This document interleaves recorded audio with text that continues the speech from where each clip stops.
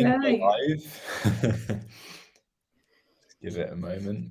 But yes, welcome to, in Arbiversity, welcome to what is going to be the start of a 6-week online arbitrage course where basically it's aimed at beginners, for anyone making their first steps. And so over the weeks, we're going to cover a number of different topics. And this week, we're doing the very, very basics for if you are literally just starting out or maybe you're thinking about it. So very ground level, beginner level, basic stuff that we're going to be covering. If you have any questions or comments or anything that you want to make, please feel free to ping them in the comment section. And someone will be in the comments answering those. My name is Matt, and this is Kaylee. And which Say hello to us. Let us know if you're there. Yeah. Hey, Beck. Hi, Beck. Always first. Yeah. Yeah. Let us know if you're watching and where you're from as well, because it's always interesting to see where people are tuning in from, whether you're UK, we get quite a lot of US, or wherever in the world you are joining us from today.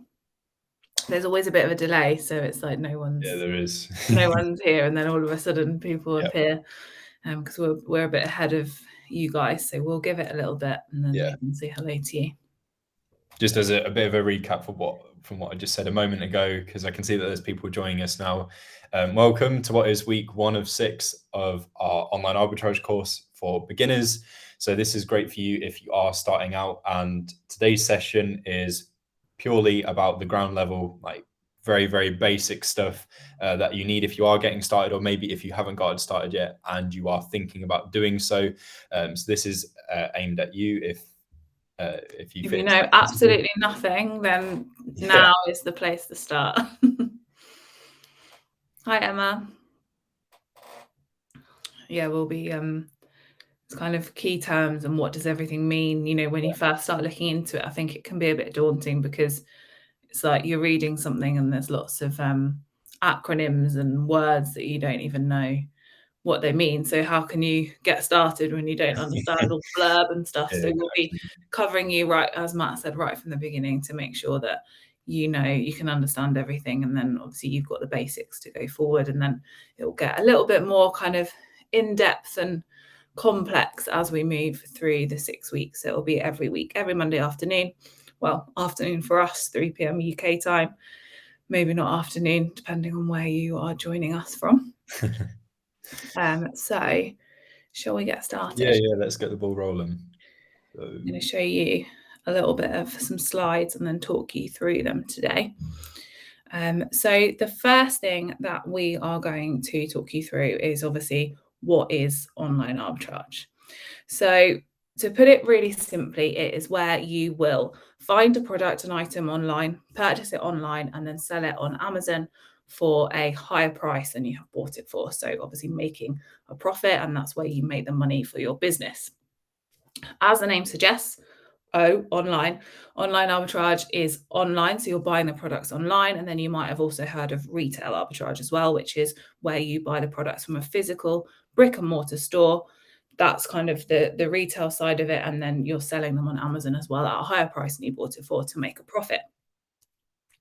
Those are kind of 2 of the types of arbitrage, or kind of selling concepts, if you like, for selling on Amazon. Our 6 weeks are mainly going to cover online arbitrage, but we just want to give you kind of a bit of a background of arbitrage as a whole. Both online and retail arbitrage are really popular, business models for Amazon sellers. Even if you don't have a large overall budget, let's say you've got £50 or $50 to get started, you can still get started. Both online and retail arbitrage take time and effort for you that you need to put in, but as you get more used to what you're doing, whichever way you choose, the process will no doubt get a little bit quicker. And I think Matt's going to talk about some other methods as well, what we both are. Yeah, there we go. So just as you can see on the slide there's a couple of other approaches when it comes to selling on Amazon. So as Kaylee just mentioned, you've got retail arbitrage, but you've also got wholesale as well, which is basically where you're going to buy an existing brand in bulk. And the perk to doing something like that is you may be able to negotiate prices, which is always handy. Then you've got private label. So This is kind of one of the approaches where it can sometimes be more established sellers that take this approach, because you might need a bit more of a budget behind you. It takes a little bit more research, but private label is where you effectively create your own brand. And then you have your products manufactured. So manufactured in somewhere like China, for example, and then you sell your own products on Amazon. And then you've got print on demand. So this is basically where you have a product like a shirt or a mug, and the customer can have something printed on there. And so what you do is you send your order to the manufacturer, they print whatever it is on that particular item, and then they send it out to the customer. And then you've got handmade, the bottom one of that list there. So this is effectively you're creating your own handmade gifts to sell on Amazon. So a little bit like private label in that you're kind of creating something yourself, but with handmade, you are obviously physically making them. So those last three, as I touched on briefly, will require a bit of a budget behind them.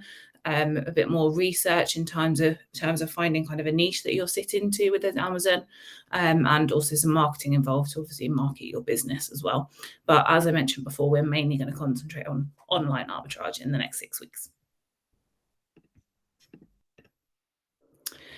So moving on, what is FBA and FBM? So these are probably terms, as I said before, that you'll see time and time again. So definitely the basics that you need to get down when you're looking to get started or you're just getting started. So you've got FBA, which is fulfilled by Amazon. So this is effectively where you buy your products online in this case. You then send the items to an Amazon fulfillment center. The customer will buy your product online, and then the Amazon fulfillment center will pick, package, and ship that product, that item to the customer for you. You've then got FBM, which is fulfilled by merchant. So this is you buy the items online again, but you store the items yourself. So maybe you're storing them in your house if you have the space, or you're renting a storage space. And then when the customer buys that item, it is your responsibility to pick, package, and then ship that item to the customer. So that's the very basics.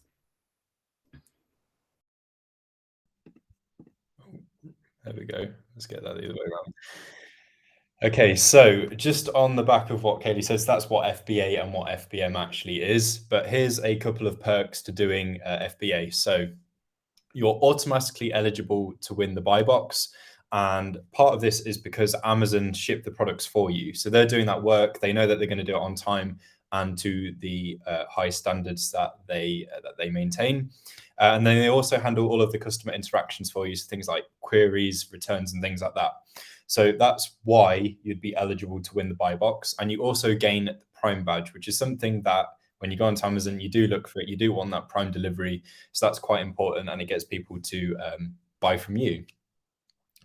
For FBM, it could be where you want to handle things yourself. So maybe you like interacting with customers. Maybe you want your own personal touch when you are talking to a customer, and maybe you just want to know what's going on. So with FBM, you'll be able to handle all of the interaction. So again, things like any queries and returns, you'll be able to do that yourself.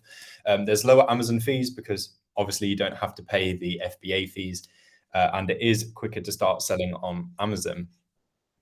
So part of why it is quicker to start selling on Amazon is because when you list an item, it will become active shortly after you've listed it. So you avoid that lag time, whereas with FBA, you have to ship your products to Amazon and then wait for them to be processed. That's why it's a little bit quicker. Just on the back of those perks, a couple of things to think about for FBA is the fact that you do have to factor in paying extra fees to Amazon. Obviously, there's a referral fee. You have to pay them for doing half the work for you. There's also strict product preparation requirements as well. So Amazon are strict when it comes to how they want you to package the products. This would vary depending on the type and size of the products. You just have to make sure that you adhere to those guidelines, and you have to pay to ship products to Amazon first. For FBM, obviously you're not eligible for Prime. So this can be a bit of a drawback. Again, it's something that people do look out for. It can be a little bit harder to win the buy box because you have to prove that you're a trustworthy and reliable seller. You have to build up that rapport with Amazon. So this can take some time to do. So when it comes to the buy box, don't worry if you don't quite understand that right now. We are going to talk about that in a moment's time and talk a little bit more about the buy box and what goes into potentially helping you get the buy box. And again, the handling customer service thing, it depends on your own stance on that topic. Maybe you like it, maybe you're not too keen on it. But with FBM, you have to do that. So that one can be a good thing. It can be something that you're not too keen on. With that, let's move on to the buy box.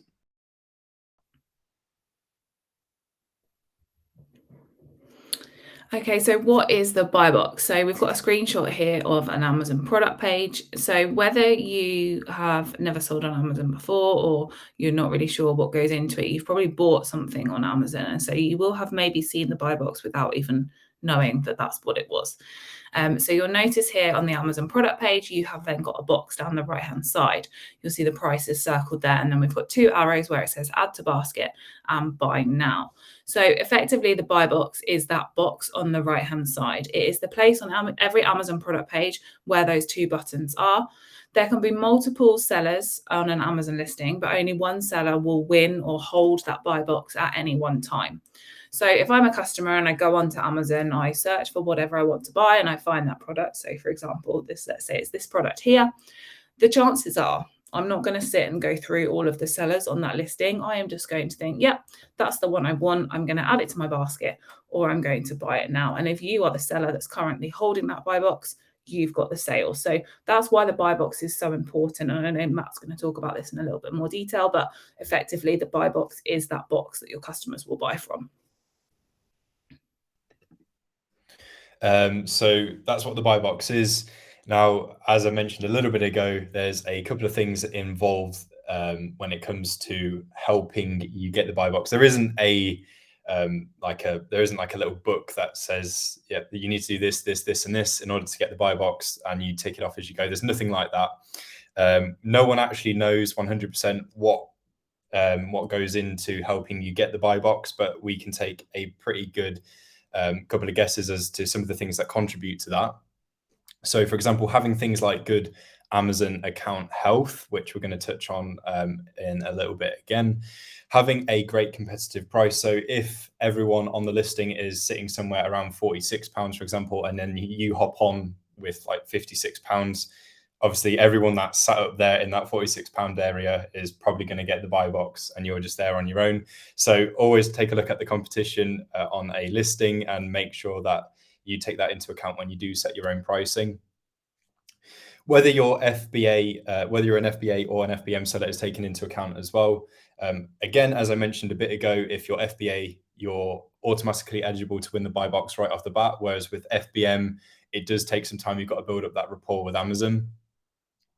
Just on the back of having good Amazon account health, a major contributing factor to having a healthy account is if you have a history of fulfilling orders correctly and well and on time.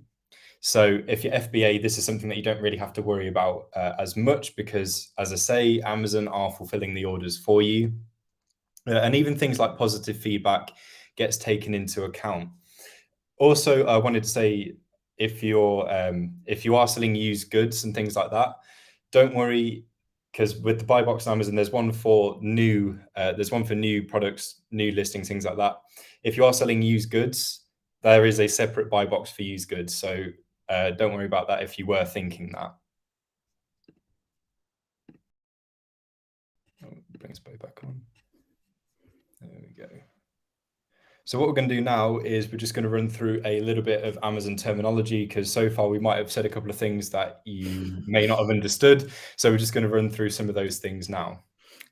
So when I said at the beginning about kind of different acronyms and letters and things, and you were like, oh, I can't even read this because I don't know what anything means. These are probably some of the most common ones. So first of all, you've got ASIN, which is an Amazon Standard Identification Number, ASIN, but more commonly referred to as an ASIN. This is a 10-digit code that is given by Amazon and it's unique to every product. And that is a word or an acronym that you will definitely hear a lot.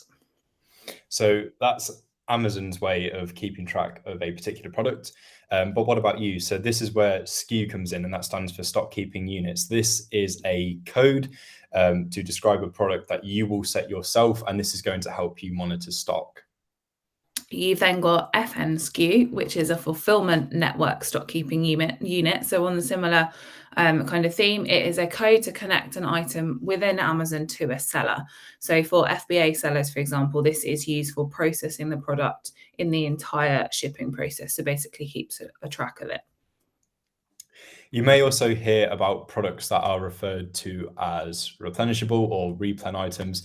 So this is a product that you can buy and send to Amazon often, as it constantly sells. So items that are constantly being bought in and sold. For example, things like toiletries, they're not tied down to a specific season. People need them all year round. So things like shampoo, you'll constantly be buying and selling things like that. So that is an example of a replenishable item. Then next in the list, you'll see we've got Q1, 2, 3, and 4. So these are basically quarters of the year, financial quarters. So obviously there's 12 months in a year. You've got 4 quarters, so each consisting of 3 months. And the one that you will probably hear referred to the most is quarter 4 or Q4, which we're in now, which is the last 3 months of the year. You'll hear it referred to most because it is the busiest time of the year for Amazon sellers, for buying and selling on Amazon, mainly because you've got things such as Halloween, you've got Thanksgiving, you've got Christmas, so that adds to the craziness of selling on Amazon. So as I said, financial quarters, the way the year is split up into 4, but the one you'll hear the majority of the time spoken about is Q4, whether it's because you're in it or you need to be getting ready or you're thinking about the next one for the next year. And the last one that we've got there on the list is COGS. So that stands for cost of goods. Now, when you buy a product, you don't just have the price of the product itself to factor in. There's a lot of other things there that you can factor in, and this can contribute to working out things like your profit and your return on investment. So maybe it's not just the cost of the product itself. You'll have things like the shipping cost, for example. If you're an FBM seller and you're having it sent to your house, your warehouse, or something like that, you've got that to factor in. If you're an FBA seller, you've got things like the FBA fees and things like that. So literally anything and everything that contributes to the total cost of the item is a cost of good. Yeah, so now that we've sorry, were you going to say something? No, I was just going to say, so many people will just think about that one price that they're buying the product exactly. for, but there's more that you need to take into account in order to know whether you're actually going to make money on selling that item or not. Definitely. So now that we've run through that Amazon terminology, you understand what online arbitrage is, what an FBA seller is, what an FBM seller is. We're just going to talk to you a little bit about setting up an Amazon Seller Central account. So let's go over here. So what you need to do is you need to set up an Amazon Seller Central account, which is the headline there. So you might have an Amazon buying account, but a selling account is separate to a buying account. So just make sure that you head on to Amazon and you sign up for one of those. There is a link in the following slide, and Kaylee's just going to explain a little bit more about that.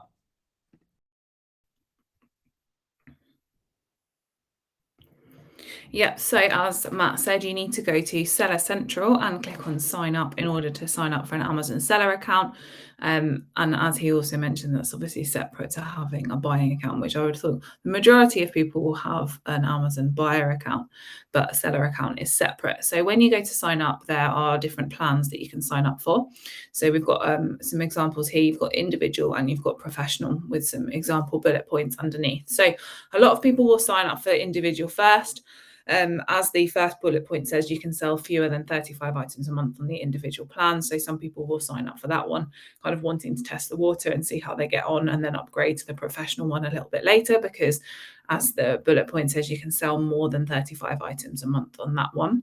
The individual one, you don't need advanced selling tools or programs. You could be in those early stages if you're still deciding what to sell, what method works for you and works for your business, the way that you're going to operate. So a lot of people start with the individual, but you have got the professional if you want to go in and just start straight from there. So head to Seller Central, and that's where you can sign up to sell on Amazon.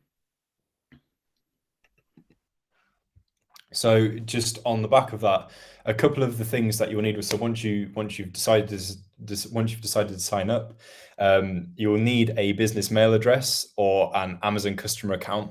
You'll need a chargeable credit card. International cards are also accepted. You'll need a valid passport or ID. This is important because it helps protect sellers and customers. And you'll also need company registration details, including a VAT number if you're applicable.